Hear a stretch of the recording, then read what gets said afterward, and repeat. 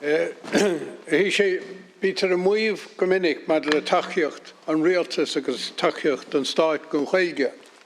A duine bé dhéanaan íireacht, gratha dhéanana leis a stáit trí Ghaeilge, bíon feibhní olmhór acu, go mómhar mátá sé de géidir rud a dhéanana líne. Tháinig sé consolis an mar hampla nach féidir le múinteire, clárú leis a ggóir le múinteireachta trí Ghaeilge lár na huaide, nó le chábhlíon na nuas. Mar slán chuid gon strateis fi blion go Ghaeilge, bhí solathrán go má costa comhairechta agus an taoiseach má chathaoirleach air. Is stúróch cuasaí na Ghaeilge sa tír seo, as dhéanana cinnte go gurí an strateis a bhaim agus go má chorm na féine agus a gceartar fáil go Ghaeilgeoirí. A bhétar rála má bhfuil i gceist costa fóchasta comhairechta a bhhanú.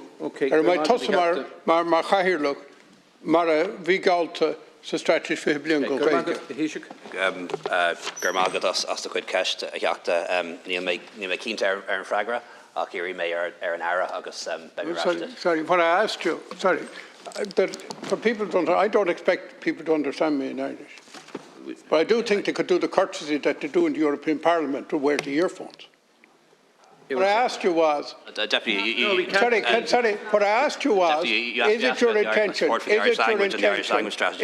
intention to set up a cabinet subcommittee on the Irish language, as was promised in the 20-year strategy for the Irish language, and that would not be a matter of I'm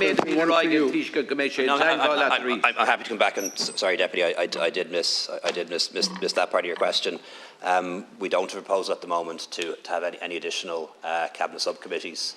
The cabinet subcommittees that we have tend to take groups of departments rather than a subdivision of a department, but it's something we'll give some thought to. All right, okay.